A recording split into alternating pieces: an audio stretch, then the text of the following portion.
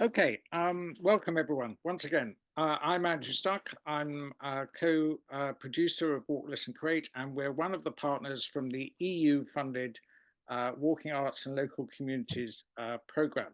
Another partner is the School of Gaasbeek in Belgium, and Anna Luyten is here, and she's going to be in conversation with Koen Broucke.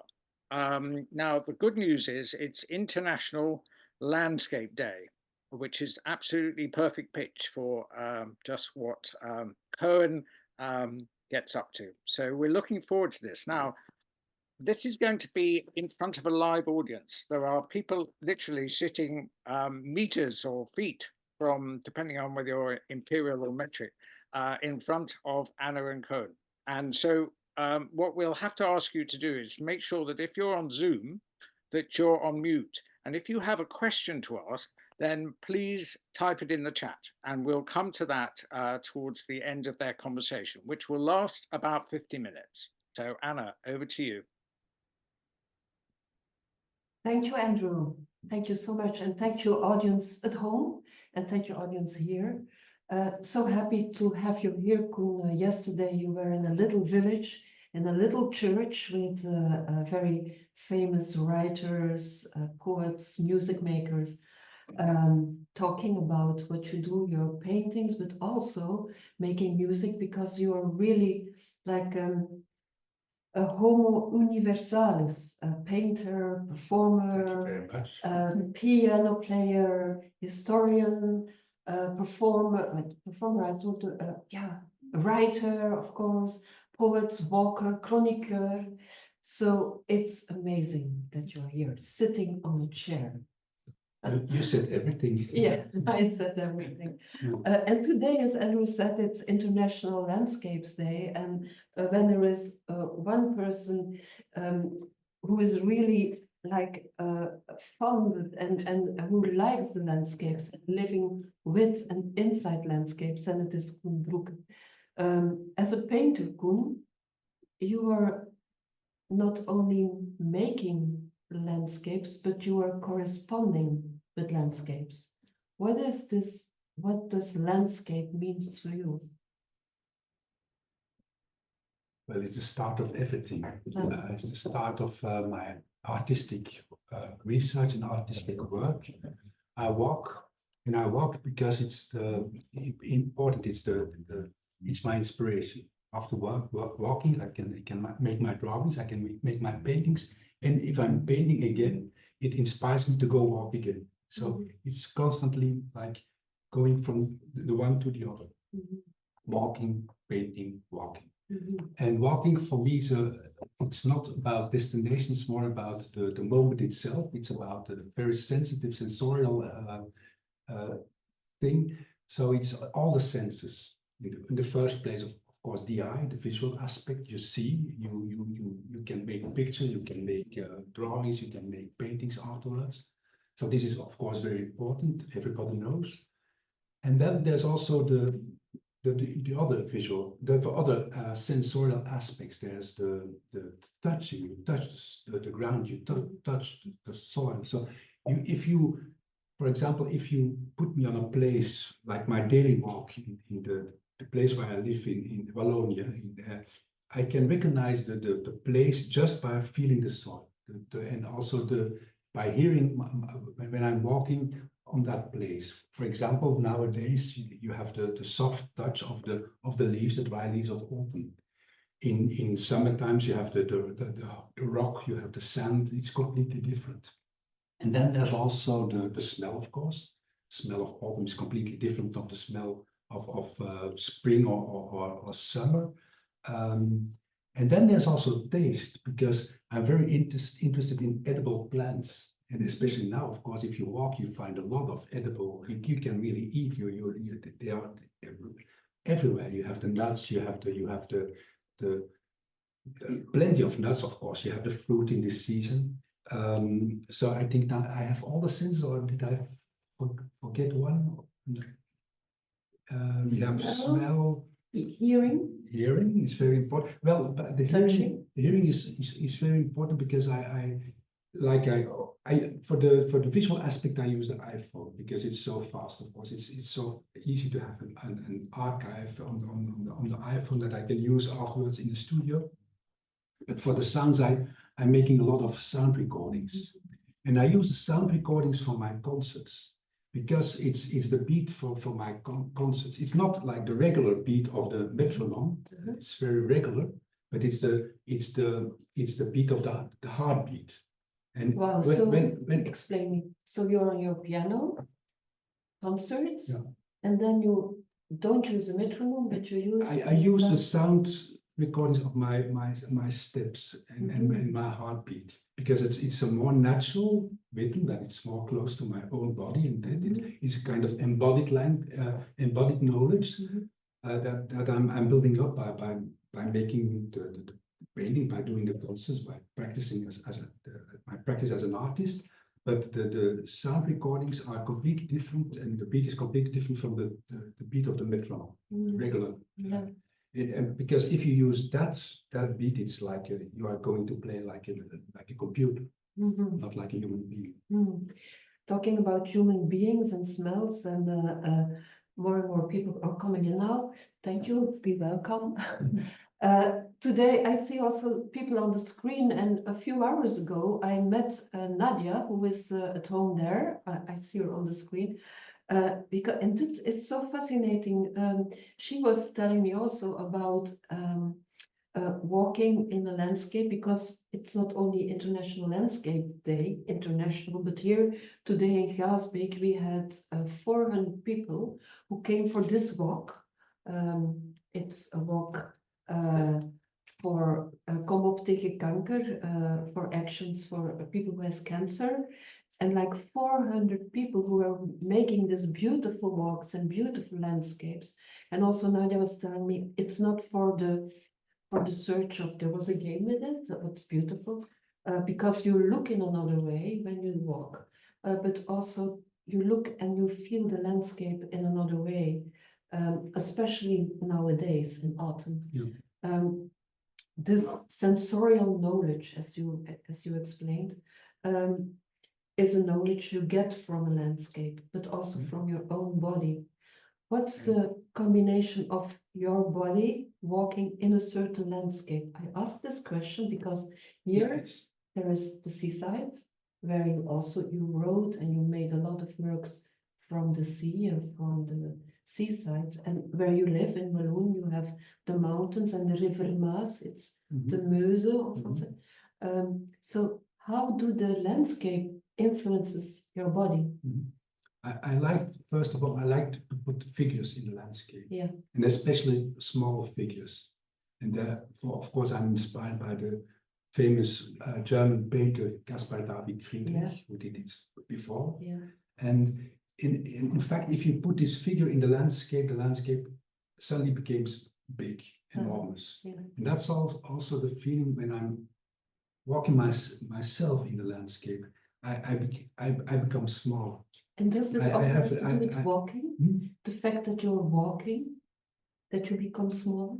Well, in fact, if you're closed and if you're inside a room in front of the computer, and then it's like you have the same size as the space where you're living in. But if you go outside, you become bigger. You can, and therefore it's important to have like sometimes that you can see very, very, very far, that you can see the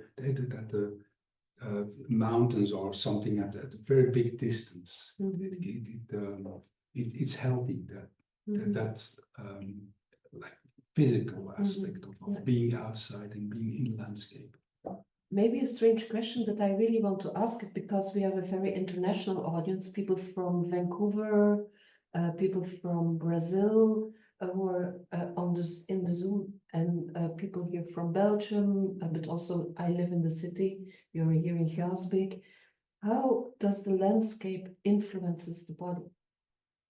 Well, the Belgian landscape is very close because we know that there are so much like cities, villages, buildings, and so you have to go far away to see what we call a natural landscape. And it's difficult because we see there's a difference between like the natural landscape and the cultural landscape, but there's a misunderstanding because nowadays most of the landscapes we see in Western Europe and in Belgium are cultural landscapes. They're made by men. And we try to restore them into what we think that is a natural landscape, but mostly it's made by men. But anyway, if it's nature, you have that aspect of well-being, being outside and being in nature. And now I'm losing a bit. No, the relationship between the landscape and the body, and how, because we are with a very international audience, how it influences the body or the walking body, or how it plays with it.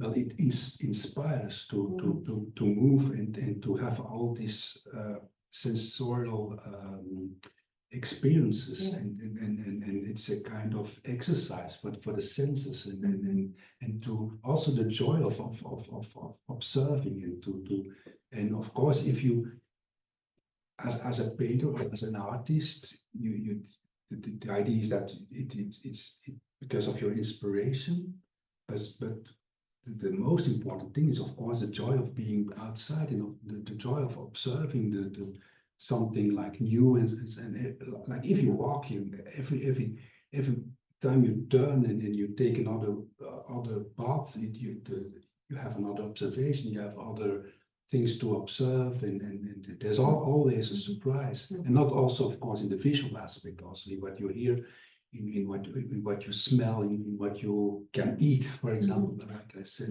with the edible plants you meet, and or the animals, of course, the birds that appears, or even very important also, and also part of my artistic methods, if you if you go outside, of course you have these encounters with other hikers, with other walkers, and mostly you stop and you have a chat.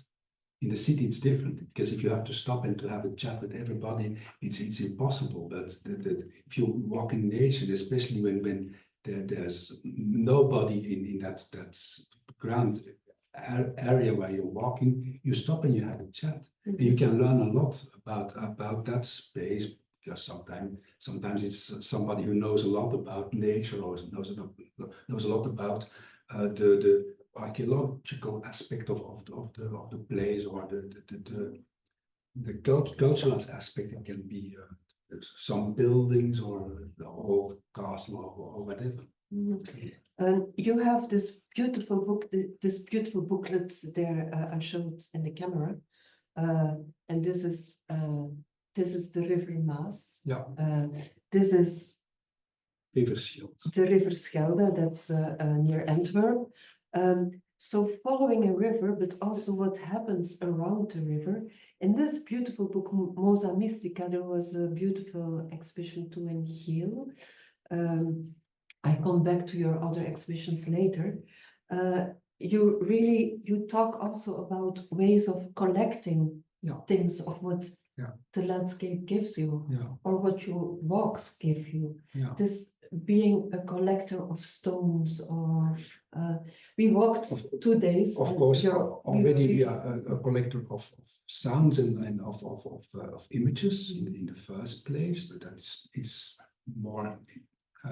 But more material is of course the stones and parts of plants, or the edible plants you can take.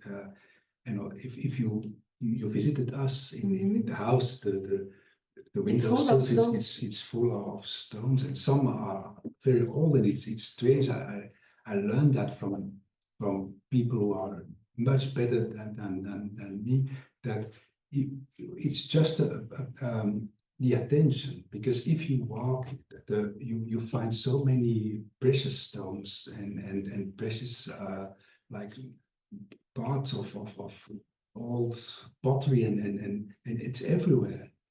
Not only in the cities, but it's everywhere.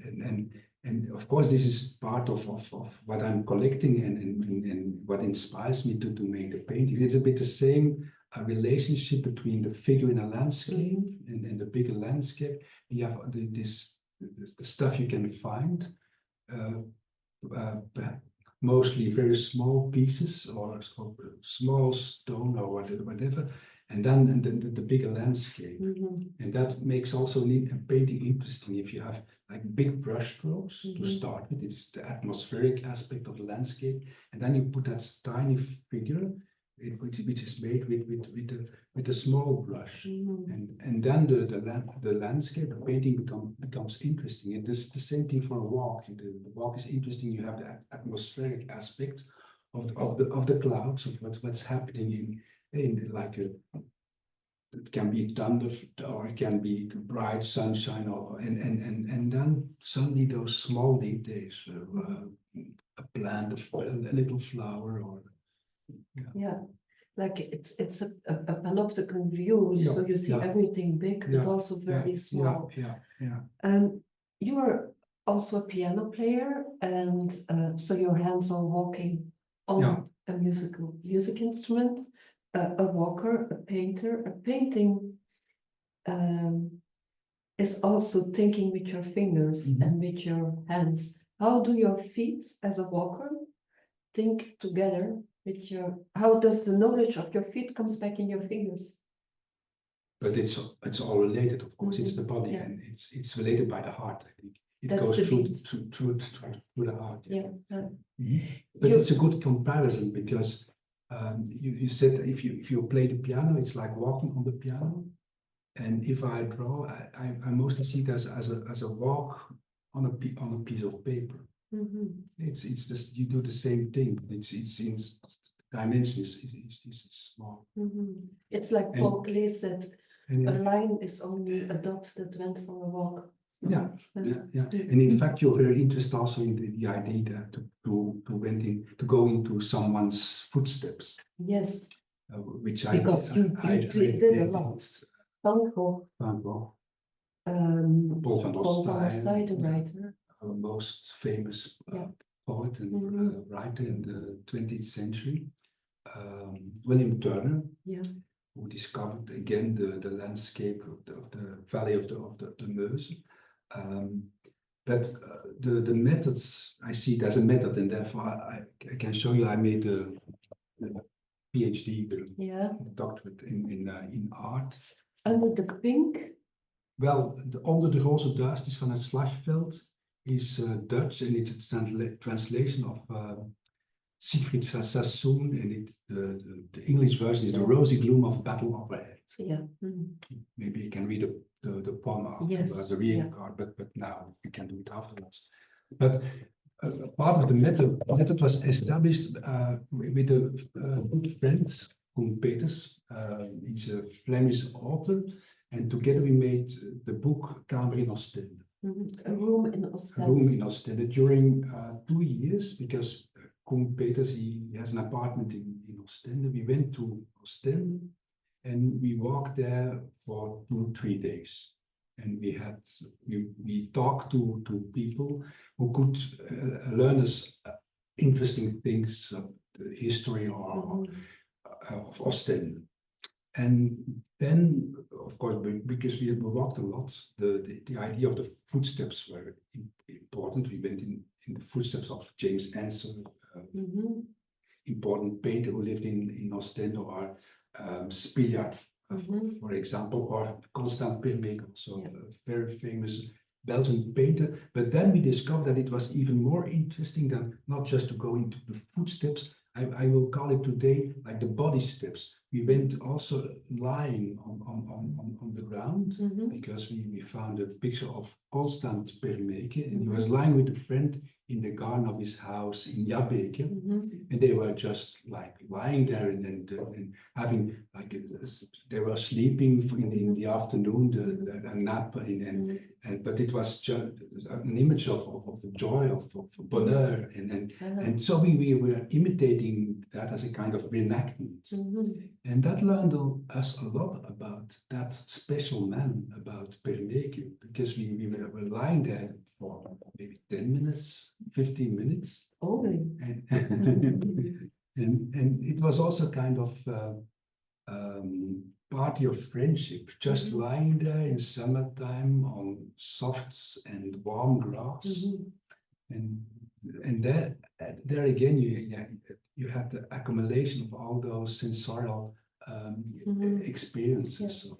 It's a big intimacy, of course, like as Yeah, walking yeah, together. And I yeah. can imagine that also not only lying as a painter in the grass, but also walking as Turner or as Van Gogh learns you a lot about. Well, if I may speak of William Turner, you said walking. I discovered, and I made a tour with a journalist from the Standard, that Turner, we all think that he made his drawings when he was walking, and especially, of course, the drawings in his sketchbook that he used for the bigger paintings that he made in his studio in Belgium.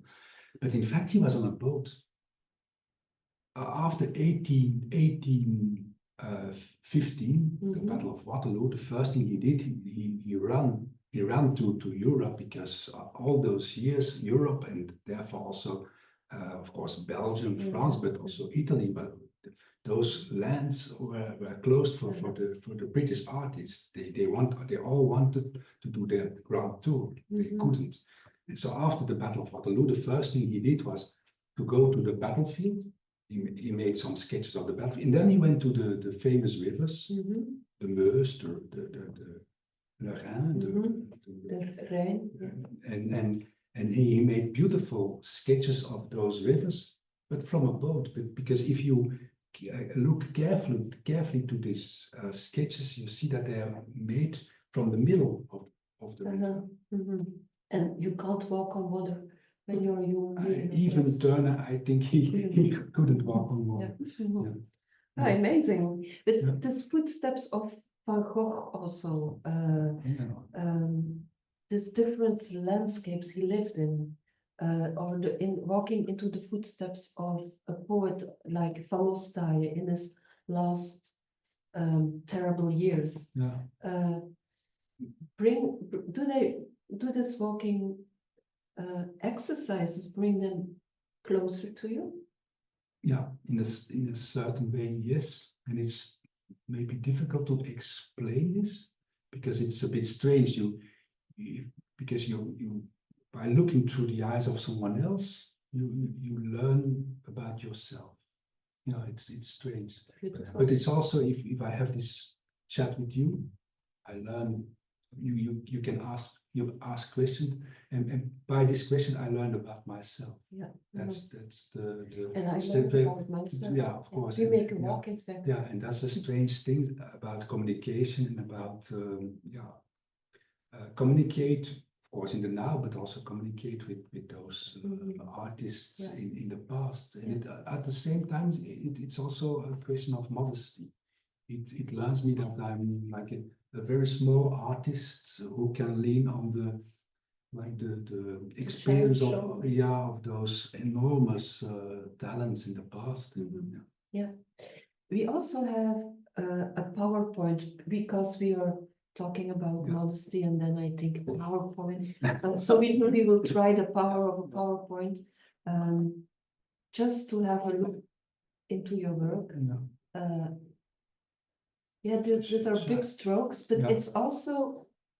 This is the illustration of one of the illustrations I made for a book of Joseph Roth, the famous Jewish author, 20th century. He was a reporter and also a walker. He was sitting in cafes a lot, but also a walker. And he was also very interested in battlefields, because this book is a translation of things he wrote on the battlefields after the First World War in Poland and Ukraine. So this is a dark forest in Poland. In the 1919. Yeah, because this is also a combination of what you do. You really walk into the depth of a book or a writing or a life, as is not only Van Gogh or Turner, but also Joseph Roth was a very tragic figure, but also he really knew what was going on. He was a very good observer. Very good one.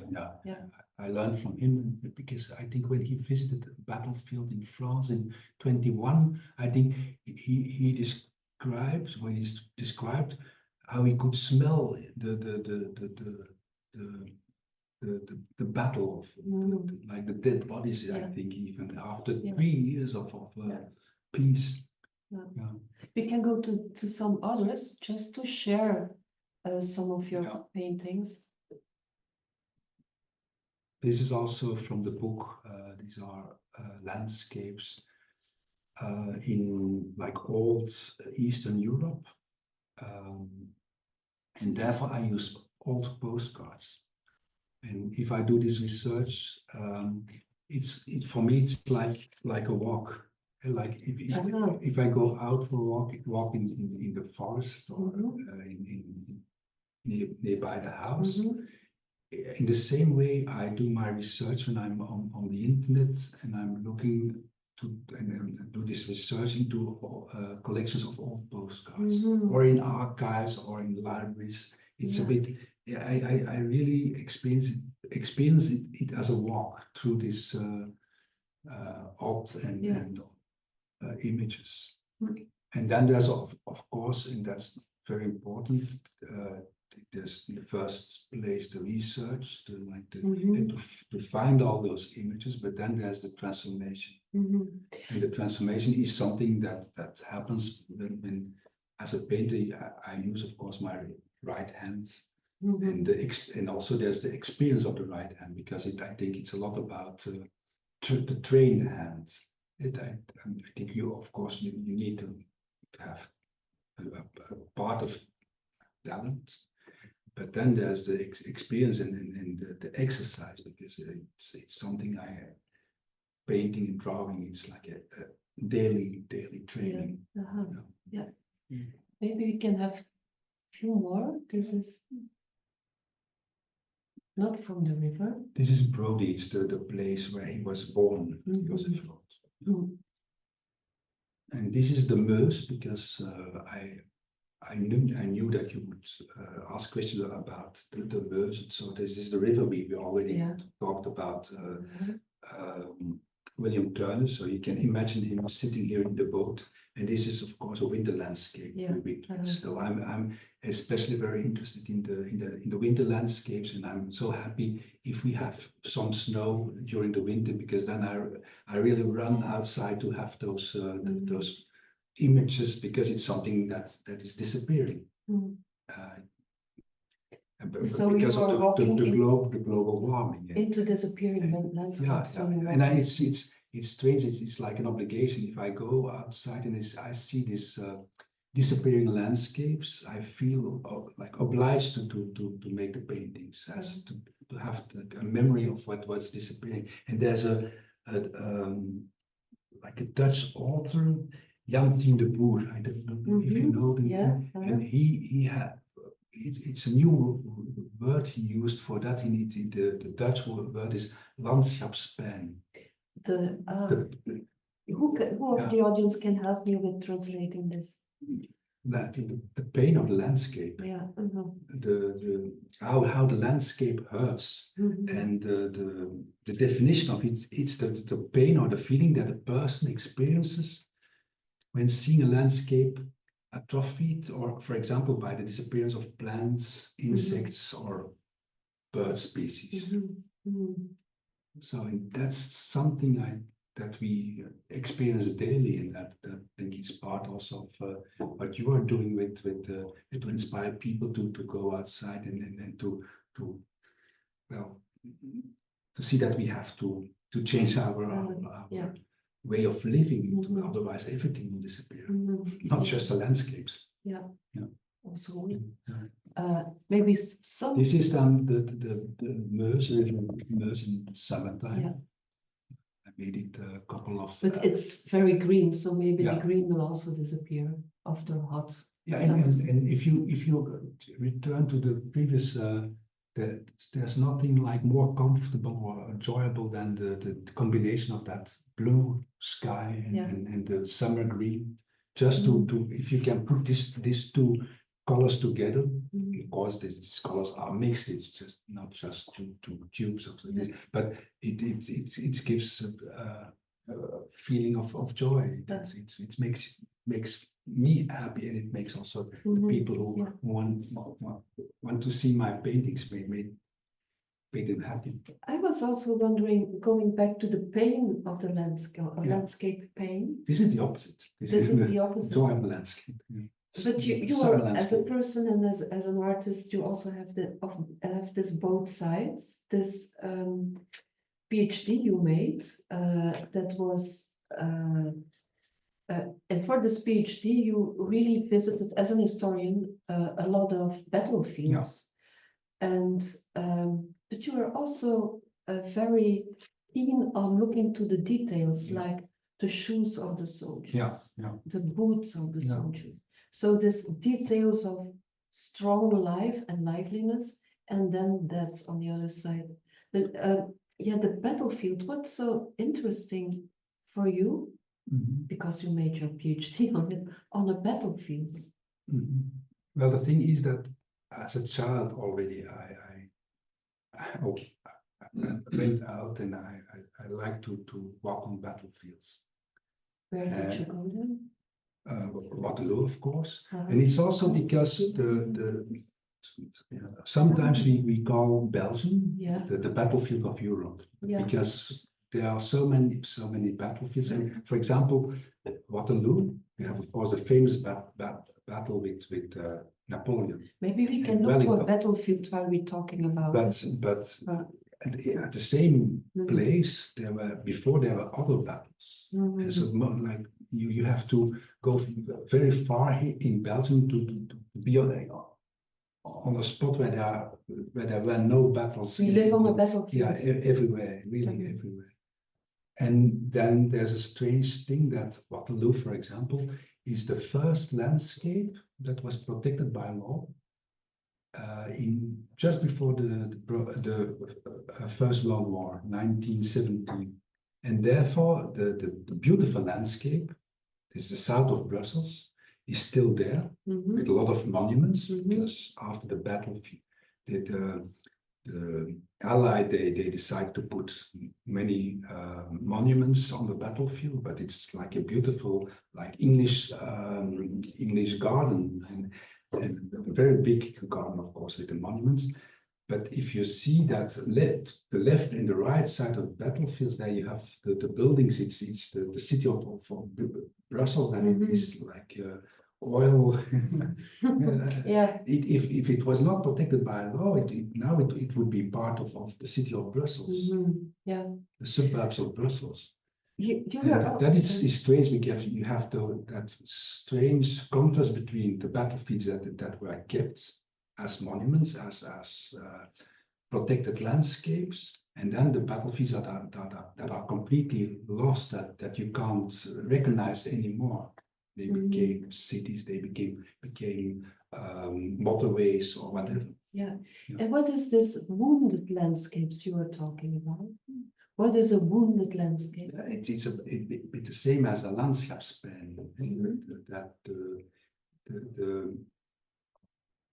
Well, I think the landscape is a living thing. Being. It's a non-human being. It has feelings, and so you can talk with the landscape, you can communicate with the landscape. So it keeps a lot of the memories, and everything that happened there before is still readable and in the landscape. So even the worth things like battles, for example. Now, because you are an historian also, so you think in very deep different levels. Now at the moment you have a big exhibition in Kampen, that's in the north, it's in the Netherlands, and it's about World War I and the refugees, because we're talking a lot about walking and feeling the landscape, and it can be really beautiful, although landscapes can be wounded, or but of course a lot of refugees are on a path that's not like a walk, it's a path that's of fight, of personal fight. It was not chosen. It was not chosen, Yeah. indeed. Mhm. Yeah. You worked especially for this museum, and it became very personal, isn't it? Because you had a diary of your. Yeah, there's also the diary and the portraits of my great grandmother. Mhm. Because she was a refugee in World War I, and she went finally to the UK. Mhm. And the interesting thing is that we discovered with other people who had great parents in the war and were refugee in the Netherlands, that those people, they were very grateful. And they talked about that to their children. Mhm. And so we have that the memory, and we as Belgium, because there were 1 million Belgian refugees in the Netherlands in the First World War. And so we as children, grandchildren, we are very grateful for this. And it's strange because in the Netherlands itself, they forgot about it. They just helped us during 3 years, 4 years during the war, and then they Forgot how good they Yeah. were. and now they have the same experience with people coming from Ukraine, and then they have to learn everything again. Mhm. Because it's the same things happen as happened in the years of the World War I. Mhm. But maybe something you also want to put in that question is, of course, the idea of shoes, and Yes, of course. that's something I had in another exhibition. And that's a line in Primo Levi when Mhm. he The escaped writer, Primo Levi. from Auschwitz, and then he was he could escape from Auschwitz thanks to the Russian army, and instead of going home, he had to go by walking to Russia, and then so I think he did after the World War in 45 or 44, I think he had to do like some thousands or 2,000 kilometers extra just to return home. And he describes the importance of good shoes. Because if you, at that time, and it's the same for refugees nowadays, if you see someone with better shoes and then he's dying or he can't go any further, you take his shoes, and because he says, Primo Levi says, shoes are much more important than food, because with shoes you can go and find your foot, but not the opposite way. Yeah. And there's a strange thing, because if I'm walking, because of course there's that background as a historian, I'm always aware of maybe one day I will be a refugee, because it can happen like that. All because in the exhibition now in Kampen in the Netherlands, it's about the First World War, but it's also about I made some portraits of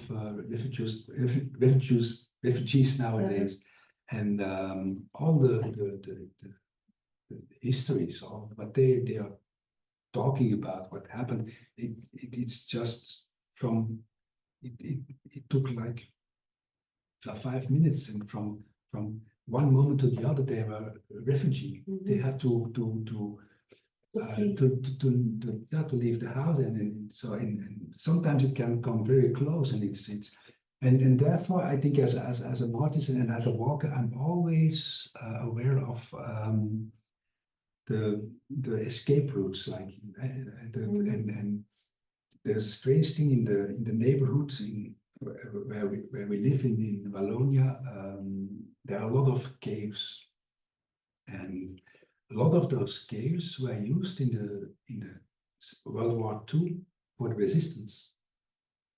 People were really hidden in those caves, and it's strange because if you walk there now and you don't know nothing about history, it's all like beautiful nature, and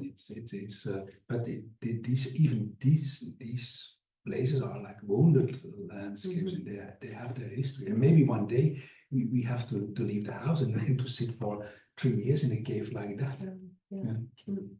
can happen. So going out for a walk is also to prepare your refugee with, no, for us, maybe it's yeah, but be prepared for it. Yeah. How can you prepare? Yeah. Mm. To finish, I would like our talk, but afterwards people can ask some questions when they want. Maybe if it is possible for us as a Dutch audience, later we can translate for the non-Dutch speaking people to read a little part of your work. You told me maybe I can read something out of it. But I made a translation. Ah, that's But- perfect. Yeah, but then we do it but- in English. But maybe it's too long, it's 1 page. No, your voice is okay. We Yeah, like to listen. yeah, We walk into your voice. okay. Along this wild and lively river, the Meuse, I'm going to take you on 2 walking tours. It's a fragment of this book. This is a walking guide. We will pass places where history has left numerous traces. It is good to occasionally formulate a firm statement and then test it against research and experience. For instance, I suppose walking teaches me more about the world than the passive flow of information indoors. Evidence has kept me busy for years, and it has taken the form of a walking guide. These are 2 walks I do frequently, in different seasons and weather conditions, while the world outside is merciless. In recent years, we have gone from crisis to crisis: international terrorism, the refugee crisis, corona, lockdowns, fake news, conspiracy theories, global warming, and now the wars in Ukraine, the Middle East, and Africa. There are certainly links. The crises are not unrelated, and there's one big common denominator. All these crises are accompanied by fear. Fear is firmly instilled by the incessant flow of information. Media and those in power benefit from this and pour oil on the fire. The continuation of fear has become their raison d'être. The walks I take dispel through the layered information. They release some of that anxiety. Everywhere I encounter traces of a rich and unfortunately cruel historical past. Everywhere I meet hikers with whom I strike up conversation. Their stories also enrich this book. The walks are like the river, adventurous and changeable. Heraclitus wrote, "Into the river we tread and tread not. We are and are not." The 3rd century Greek biographer Diogenes Laertius wrote, "Do not attempt to read Heraclitus' book quickly. That path is really difficult. Night and darkness reign there. The light is extinguished. Yet when an initiate is your guide, it pales the light of the sun." Something similar applies to this book. I take you beyond the boundaries of time. Rather than a walk in space and landscape, we take a walk in liquid time, or let both coincide. Fighter planes fly over today. This is the Belgian Air Force training ground. During the day, F-16, soon to be replaced by F-35s, fly low through the valley or up through the sound wall. The old wall glass windows shake. On the window sills lie my archaeological finds picked up while hiking, or found in the ground in front of our house while digging the gas tank.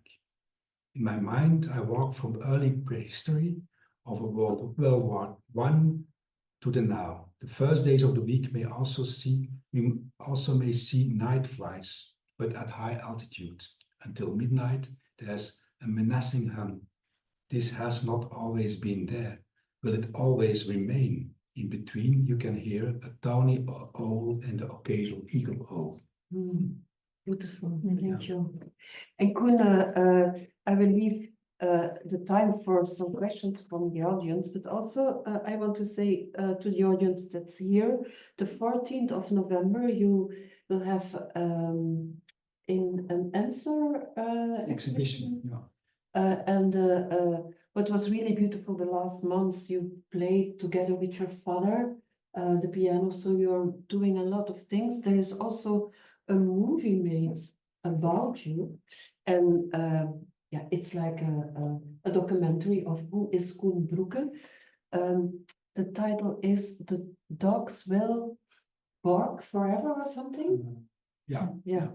But it's not. It's only in Dutch, but it's Yeah. it's really a nice movie. And maybe we can show it very soon somewhere here or via WALC Listen and Create. But first of all, I want to give the floor to the audience. Walk with us. Are there some questions in the chat or here around the table?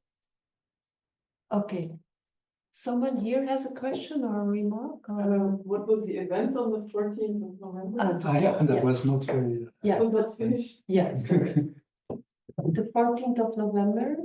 I will play the piano in the KMSKA, Koninklijk Museum voor Schone Kunsten Antwerpen, on the occasion of the James Ensor exhibition. And I will play 12 or 13 piano pieces composed during the life of James Ensor. So I start with Franz Liszt, Les Morts. He composed that piece in the year of birth of James Ensor. And I end with John Cage, a piece he wrote, a dream he wrote the day that, let's say, Ensor has died. 1949. Yeah. And thank you, Fred. There's a question, I think I see someone. He says hi Yes. on the presentation. Yes, thank you. I just have a question because I really feel that you are working equally in space and in time. When you are working outdoors, you have your mind in the layers of stories. So I would like to know if, for example, you are interested in landscape, you are doing some historical research about this landscape, or is it working in the other direction? So you do a research about a place and then you work this place after? How do you manage this connection with space and time in your work? Both.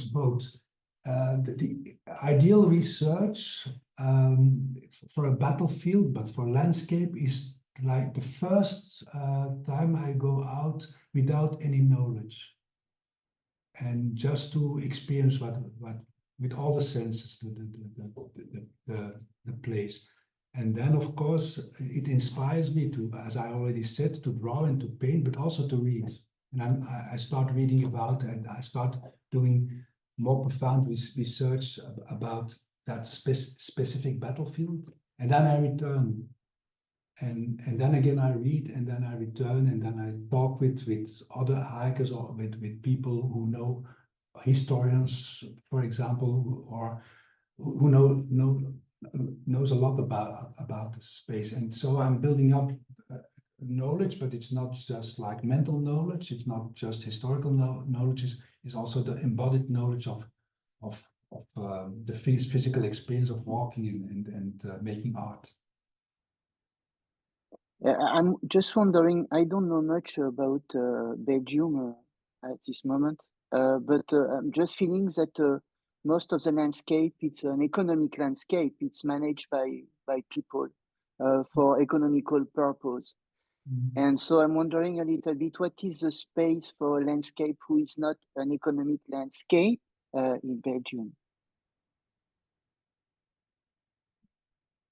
A landscape that's not economical. That's what you mean, Fred. Because where are you now, or where do you? I mean, what country are you living in? I'm living in Spain, in the Mediterranean coast in Alicante. I just wondering. My question is, if in Belgium, I just have the feelings, I believe, probably that most of the landscape is an economic landscape.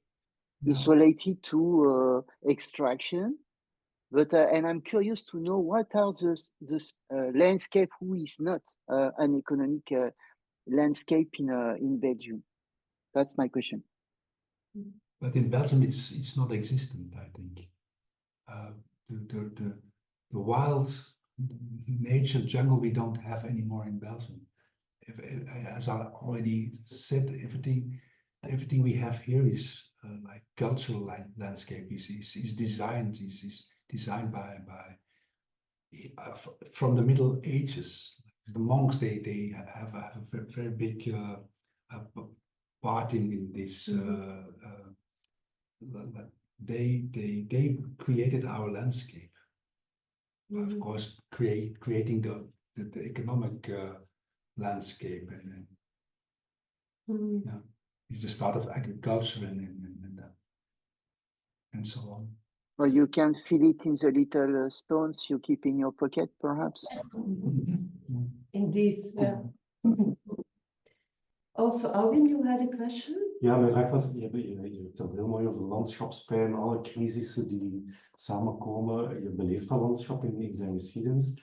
Maar het herstel van dat landschap, het terug opnieuw biodivers maken, het klimaatrobuust maken van het landschap, ik denk dat je heel mooi werk levert rond sensibilisering en mensen betrekken bij dat landschap. Maar zie je nog andere pistes om daar echt samen mee aan de slag te gaan? Want er is een gigantische uitdaging die we samen moeten opnemen natuurlijk. I tried to translate in English first for the audience. Alwin is asking, he's the director and our host of the regional landscape Pajottenland. And it's a very interesting question, like, I will do it in short. Just correct me, please, audience, when I'm wrong. We were talking about the landscape, but also about and the wounded landscape and the pain of the landscape pain. How do you think about the possibilities of landscape and repairing landscape?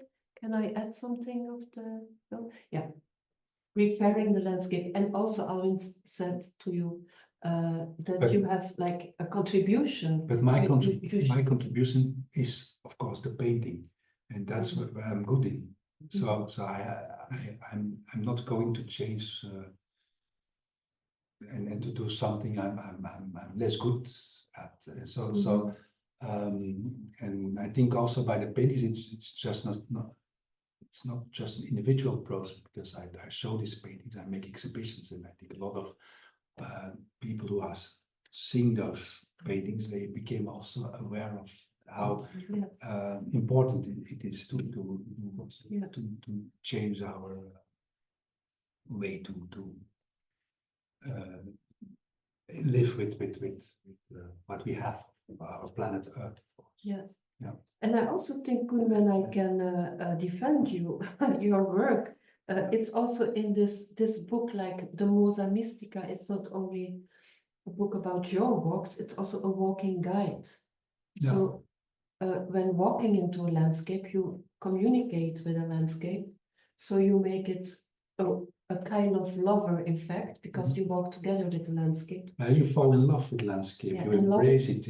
Painting is maybe you can translate it into making love. It's because you can't make a painting of something you don't like. Well, it's my experience. Maybe you have, of course, other kind of artists, but then, in fact, if I'm in front of the landscape and I'm making those paintings, there's a love relationship, and I'm not destroying it. And even afterwards, I can't destroy it anymore, because I saw how beautiful it is. And maybe if more people would do that, I think even should be like, I learned that people have problems with racism. They have to go to the Casernetos and they learn about the history of the Jews during the Second World War. And maybe we have to do the same with people who are destroying the landscape, of course, on a massive scale. You have to take them and not we don't have to put them in prison, but they go with us for a walk, and we oblige those people to paint the landscape. And if they paint the landscape, even if it's just like for half an hour, they will not destroy the landscape anymore. That would be yeah, good work. Yeah, punishment for those. Yeah. Then I want to thank you all, and I want to give you, Koen, a big applause, and thank you people at home, everywhere in the world. Thank you, and Koen, bravo, thank you so much. Thank you.